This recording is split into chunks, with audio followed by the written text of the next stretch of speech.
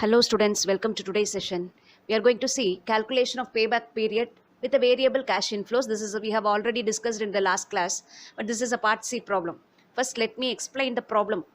X Limited has to choose one of the two alternative missions. Calculate payback period from the following. So in brackets it is given profits before tax and after depreciation. This kind of problem we have already worked out, and now it has been given for the 5 years you have some cash inflows for two machines, machine P as well as machine Q. And the new thing you have to learn is cost of the machine is given as 2 lakhs for machine P and 2.5 lakhs for machine Q, and the estimated life for that particular machine is 5 years for machine P and 5 years for machine Q, and the tax rate is 50% each. And now we are going to calculate separately for both machine P as well as machine Q, and we have to advise them from among these two which one is better, that is preferable for the good payback period.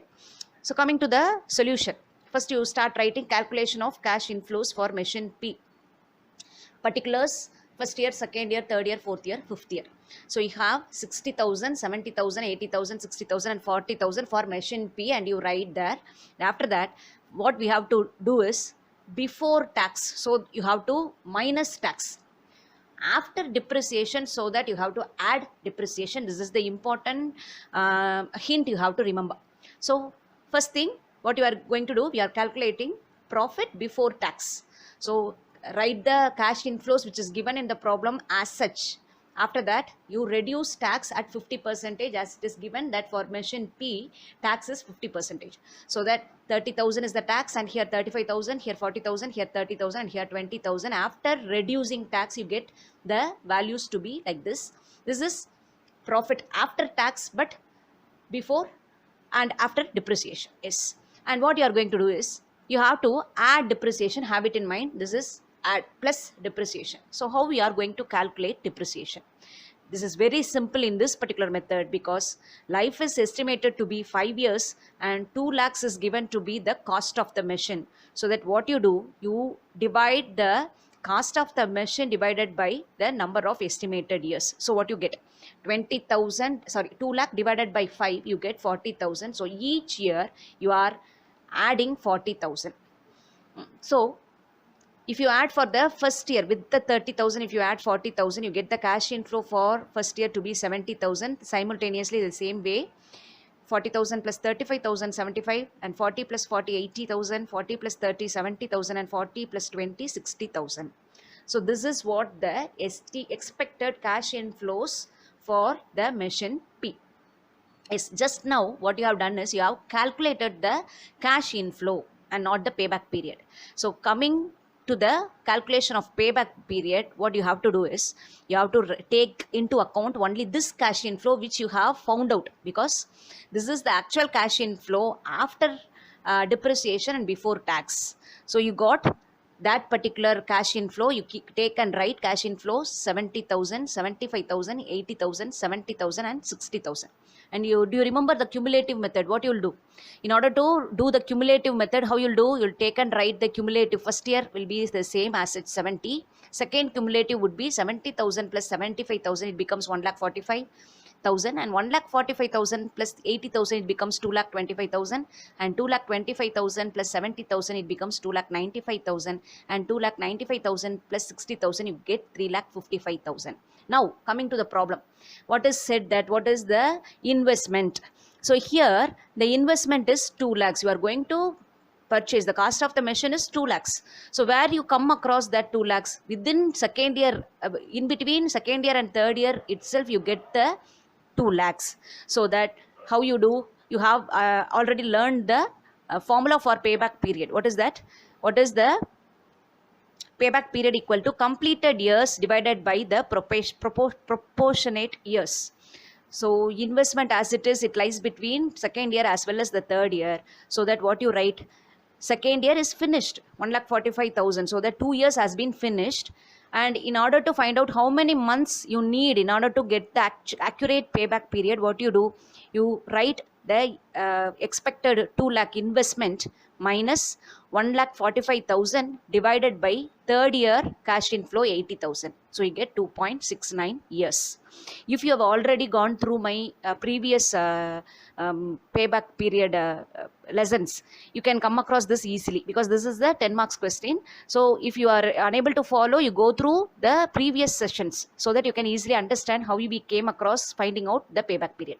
And now, so it comes 2.69 for machine P. And when you come for machine Q, again the same way you have to calculate. Take and write the profit before tax and after depreciation. So write 80,000, 1 lakh, 80,000, 70,000 and 60,000. Now what you have to do, first you have to minus tax. That is also 50%, so that 40,000, 50,000, 40,000, 35,000 and 30,000. So what you get is profit after tax and depreciation, so that you get 40, 50, 40, 35, 30. Now add depreciation. This is the important hint. You have to have it in mind. So you have to add depreciation. How will you calculate depreciation? The total cost of the machine is 2.5 lakhs. So 2,50,000 divided by number of estimated life. So 2,50,000 divided by 5. So you get 50,000. You add 50,000 for each and every year. So what you get, the cash inflow to be 50 plus 40, 90,000, 1 lakh, 90,000, 85,000 and 80,000.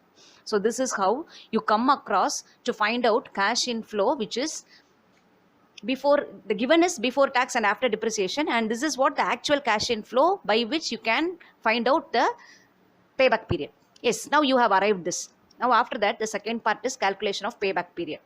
And the inflow, what you have found out to be written in this column as inflow, as I don't have space, I didn't write in this way. So this is the right way of doing the problem. So here is in the first column, and the second column is the cash inflow, that is 90, 1 lakh, 90, 85, 80,000, that is the inflow, cash inflow. And the third column is the cumulative cash inflow. How you will find out? 90,000 is the same for the cumulative for the first year. For the second year, 90,000 plus 1 lakh, you get 1 lakh 90,000, and 1 lakh 90,000 plus 90,000, you get 2 lakh 80,000, and 2 lakh 80,000 plus 85,000, you get 3 lakh 65,000, and 3 lakh 65,000 plus 80,000, you get 4 lakh 45,000. Now, what is the investment actually you need? You need only 2.5 lakhs. So where does 2.5 lakhs lies?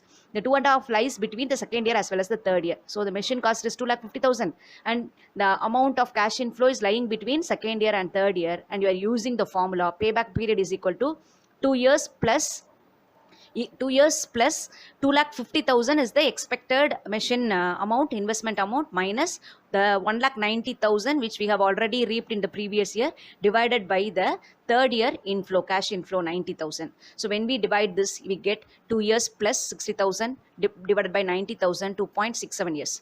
So now when you compare 2.69 and 2.67, there is only a meager difference, but even then the payback period is wise, that is shorter in machine Q. So we prefer machine Q has a shorter payback period, so that we prefer machine Q to be the better investment.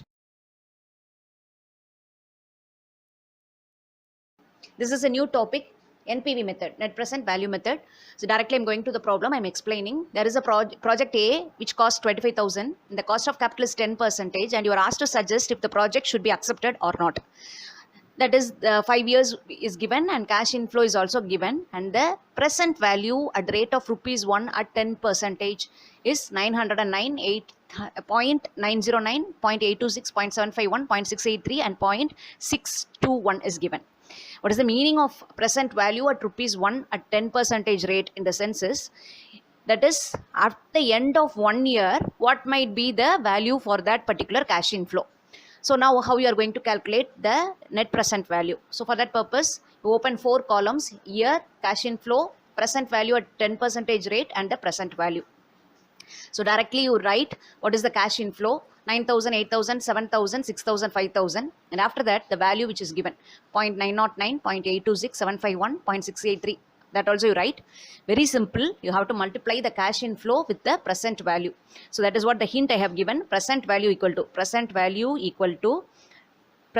at 10%, present value at 10% into cash inflow, that is 9,000 into 9.909 equal to 8,181. Same way, 8,000 into 0.826 is 6,608. Like the same way, if we multiply this column into this column, you get the total present value to be 27,249. And what is said, that project A cost 25,000. So the investment is 25,000. So naturally you are reducing from the total present value from 27 to 49, you are reducing 25,000. You get the net NPV to be 2,249.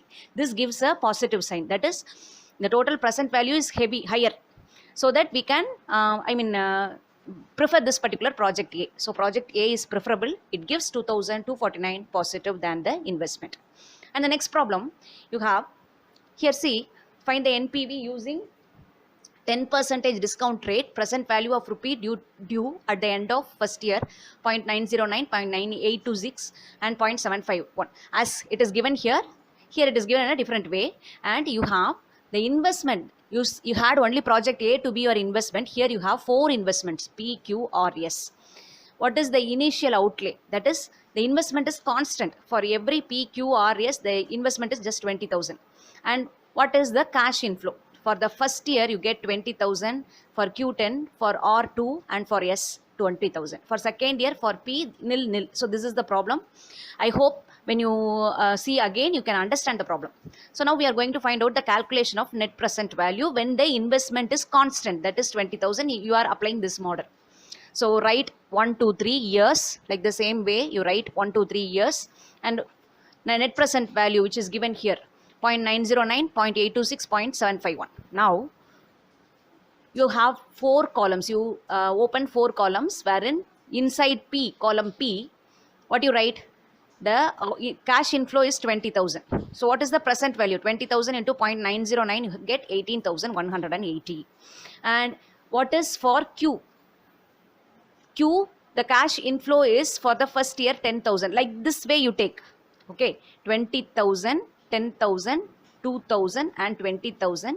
It is multiplied by 0.909. You get this amounts. That is 9090, 1,818, 18,180.